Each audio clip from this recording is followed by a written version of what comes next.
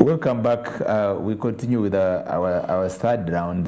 We have the passion to discuss about Africa and Uganda. Then we'll look at East Africa. But before you build a nation, you must build a family.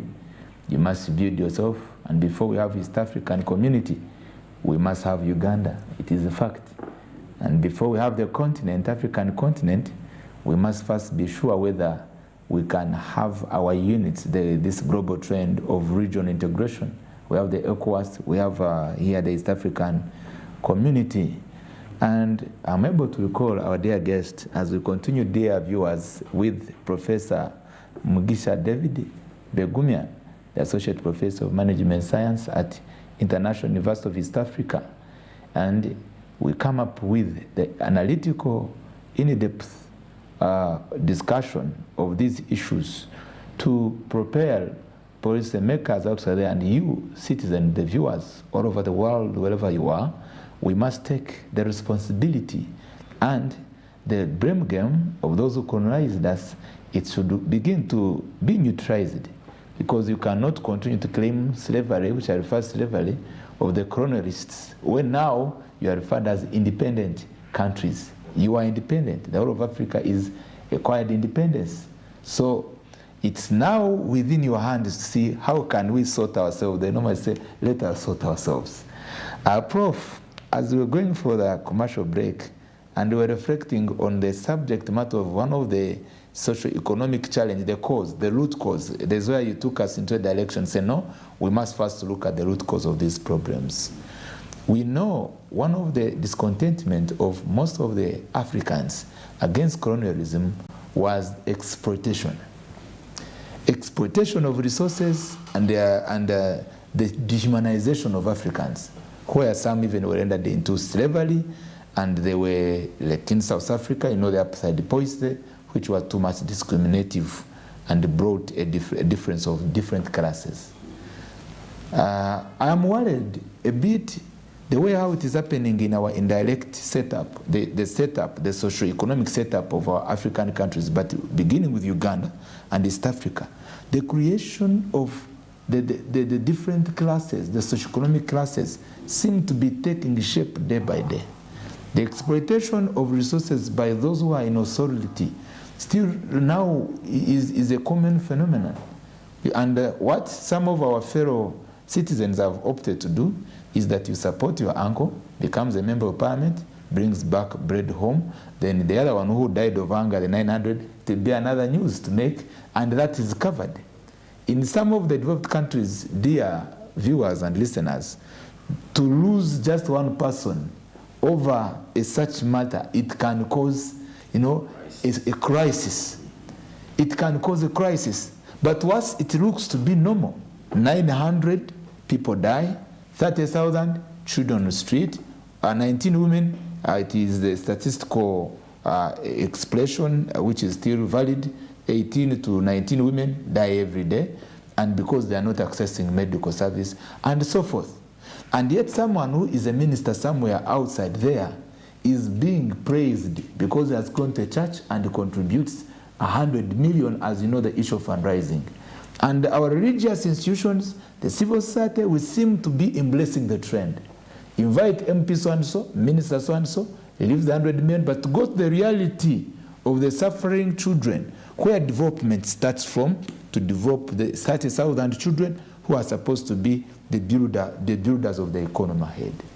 And that's where I would like to call you again, Prof, to emphasize to the viewers, why should this remain and what should be done? Should this remain? Even shouldn't be justified at all to be given space. 89 ministers, because I'm going to what you have told us, there is a savior here in Zambia. I call him a political savior who saved the Zambians not to spend 1.8 billion for State House. Million dollars. Yes. I watched also a lifestyle of a certain leader, I think was of Netherlands, who was just riding a bicycle, going to office to work. And for us here, it's a different story. Very different. And there's a time I think I will refer to get the actual statement where the head of state, either this head of state or the former head of state of this country, where I say no, it doesn't hold water to find that you are having all this kind of expenditure and when your people are suffering. I would like to hear from you, and with streamline this, it should have the answer. The citizens who are sleeping, I think they need to awaken. Yes, sir. Yes, maybe I can start this off with an analogy. You earlier on gave us an analogy. I want to also give an analogy of a family. Think about Uganda and many of these East African states as families. And picture a family where the head of the family, his wife, the maid, the askari, they come and sit at the dining table, excluding the children. So the children are excluded from the dining table as these adults eat. And when hunger bites, some of these children run off to the neighbors' houses to eat.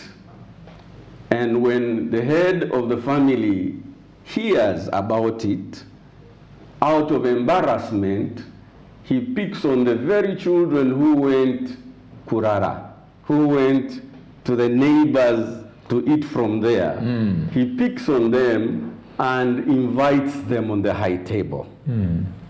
So you have a situation where these children who did not go to the neighbors are also thinking of going there, because then this will give them access to the dining table.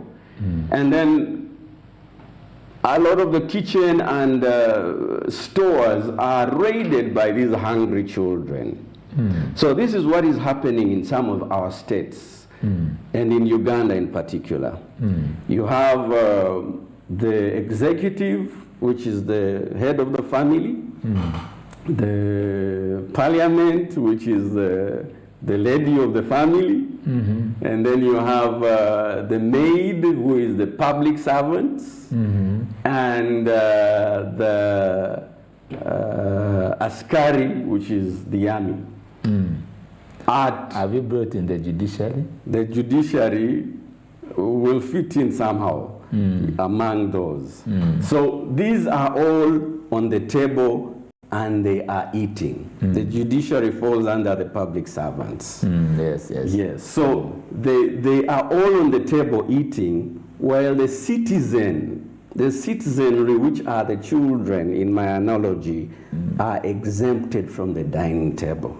So a few of them run to the neighbor's children to eat, and when the head of the house hears about it, he is embarrassed and brings them on the high table. That's what has been happening with the scientists. The scientists have been running out of Uganda to go and look for greener pastures elsewhere. And so the government responds with a knee-jerk reaction. And they are trying to now bring the scientists on the dining table.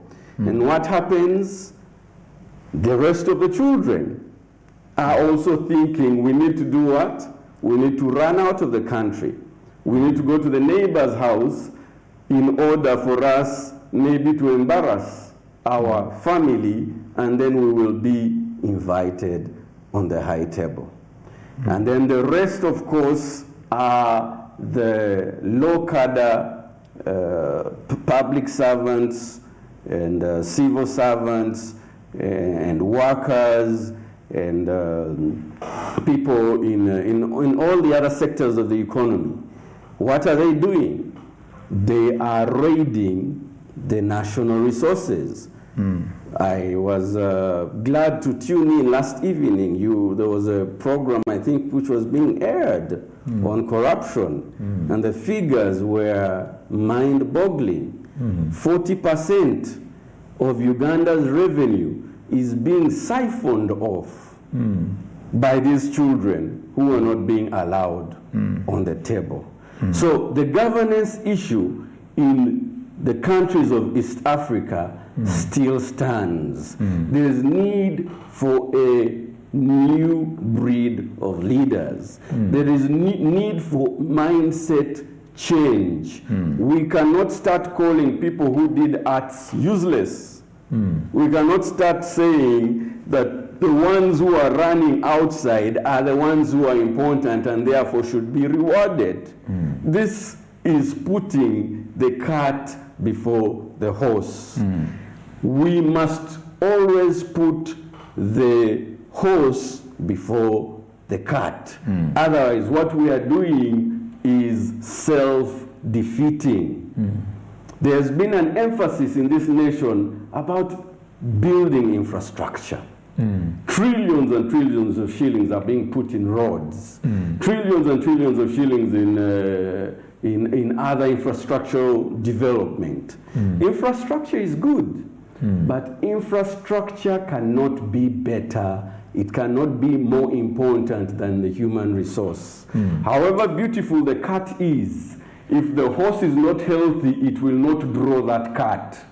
However important, however grandiose the infrastructure we build, if the human resource is not taken care of, then you will have a problem. In Uganda, the human resource is not taken care of. Would you go into the in-depth of it? Because the human resource, as I do bring for the viewers to understand this further, I understand you were looking at our population and the capacity, the development of the human resource of our population, the 45 million, the adult of this. Would you go into the in-depth of this and you highlight what has gone wrong and what should be done? Yes. So we are having a situation where many of the citizens of Uganda are honestly trying to do their best. They go to school, they study, they gain skills, they come out, there is unemployment. They work hard when they get anything their hands can get hold of, whether it is a business, whether it is informal sector, but life is difficult. Why?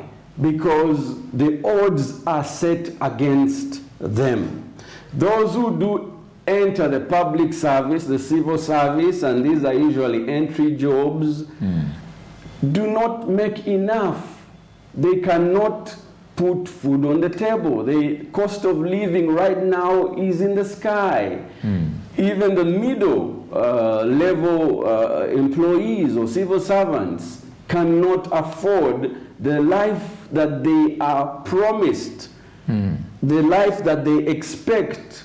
And so we have a problem of corruption, of stealing, of graft, which we have mentioned. So when I talk about the human resource, I'm talking about all the citizenry. I'm talking about all the Ugandan citizens. And I'm saying that Uganda should put its human resource first. Uganda should prioritize the horse before the cart. You cannot emphasize infrastructure over people. People should be emphasized over infrastructure development. You can't say, let us have beautiful cities, beautiful standard gauge railway, beautiful this and that, when people cannot afford to put food in their mouth, when people are dying of starvation on a daily in this nation. So what is supposed to be done? How can we resolve this? The first thing is, let us prioritize. Let's ring fence opportunities. Let's ring fence resources for the Ugandan first. It is a shocking fact here in Uganda that many of our juicy jobs, especially in the private sector, but even shockingly in the public service, where the public standing orders clearly state that no such job should be given to foreigners unless a Ugandan fails to take them up. But look through and you will find foreigners are the ones who are in management positions, not only in the public service, but even in our private sector, especially in the private sector. Investments. Yes, you go to the banks, you go to the insurance companies, you go to the big hospitals, you go to the schools, the universities. Foreigners are being given precedence over I was told by Professor, you're concluding on that. I was told that these days, not told, but it's an observation by someone. Yes. And that observation is subject to scrutiny as we analyze. Yes. That in Uganda, it is in Africa and this region, it's only Uganda, as we also look into other countries, where they invest in an investor. Correct. Correct. Do you think it has an effect on our economic Definitely. growth? That is what I am exactly talking about. Let's ring fence off resources for Ugandans. Let Ugandans come first. How can you start giving land to investors? And these investors will get this very land and sell it off and use it in the bank to get huge sums of money. This is taxpayers' money. Free land, Free land. get loan, use the money, and even you are able, you don't pay, you've not talked about taxes. Yes, you don't pay taxes tax for break. 10 years. Yes, holiday, and they tax again holidays. say that after 10 years, that they will renew your contract of your operation here Correct. freely. And government even puts its hand in the public coffers to finance the activities of some of these investors. You have seen in the news things to do with the hospital in Lubowa, which you were talking about. You have heard about this Rocco deal recently. The local deal, yes. You heard about the TriStar Goa factory, how it ended. I mean, all through Uganda's investment policy history, there is a prioritization of the investor, of the foreigner, above and over the local citizenry. Thank you. You've talked about integration. I'm just following together with my dear viewers, which I am moderating this program for us to follow together. And we were able to look at the underlying challenges under the integration. And we talked about the issue of mutual trust, which is still having challenge, the issue of the geopolitics and referring to colonialism, the effect of colonialism and neo-colonialism. Yes. And there we were also able to talk about the human resource capacity building or human resource development, which is quite lacking. It touches the area of education and indeed the social service sector. Then the issue of investment. So these are some of the unresolved East African regional socio-economic challenge. While going forward and about to go to the African context, we would like to have a comparative analysis of the 7 states, partner states. And we'll talk about that. We'll continue with within 3 minutes, and you will continue in the second session. We have Uganda, we have Kenya, we have Tanzania, we have Rwanda, we have Burundi, Southern Sudan, we have Democratic Republic of Congo. All these countries seems to be advancing at a different pace, and their socio-economic point of view, especially in serving their citizenry, also seems to be on a different page. So as we make this comparison, we look at, for instance, Kenya is quite higher in terms of their GDP than ours. Tanzania is still referred being a model better than us because they have already been not only declared, but their lifestyle seem to be changing faster. Then the others, it is another kind of comparison. We refer to Rwanda and maybe DRC, Southern Sudan, they also of their own style. What should be a justifiable comparative study of emerging these economies, the economies of East Africa, and what has favored some more than others? And we look ahead to see how we can come up with a solution that affects all of them. Yes. So when you look at these East African nations comparatively, as you have mentioned, some are better than the others. Yes, if you look at Kenya, for example, Kenya has made strides in empowering their citizenry. When you talk about the human resource, think about the minimum wage. Uganda has failed up to today to embrace the minimum wage. Kenya, on the other hand, is increasing their minimum wage. Today, the domestic worker in Kenya, what we commonly refer to as house girls, earns an equivalent of 500,000 shillings. In Kisumu, in Nairobi, in Mombasa, in the major cities.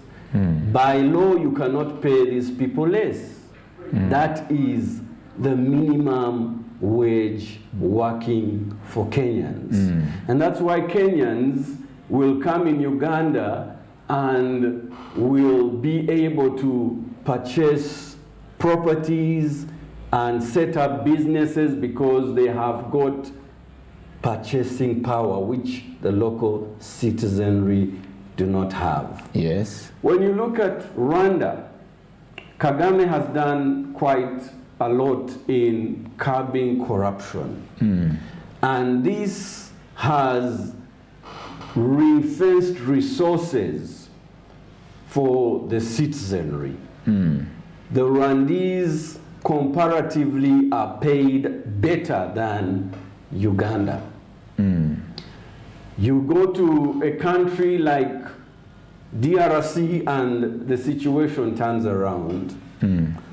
DRC has been at war. They've been having a civil war ever since Kabila Senior died, and even before. It's reported that about 10 million people have died ever since Kabila Senior. 10 million. 10 million people have died. That is since 2002, 2000. They have died. 1999, right? They have died because of war. They have died because of sickness. They have died because of breakdown of these socio-economic issues or socio-economic challenges. The challenges that we're talking about today. So comparing DRC with Uganda is not quite fair. Because much as Uganda has its challenges, we are at a much better footing than DRC. Sustainable livelihoods, yes, of DRC, yes. Yes, I mean, in DRC, basic things like internet, you will not find. Roads, Uganda is trying to donate roads in DRC. So there we are better. Yes, so we are much better in that respect. So when you're talking comparison, we continue to Burundi, then we were to take us to Tanzania, then we go to Southern Sudan. Yes, I mean Southern Sudan, you can see the very unfortunate situation there. People who had been dominated by the Khartoum for so many years, for decades, are given independence. And what happens?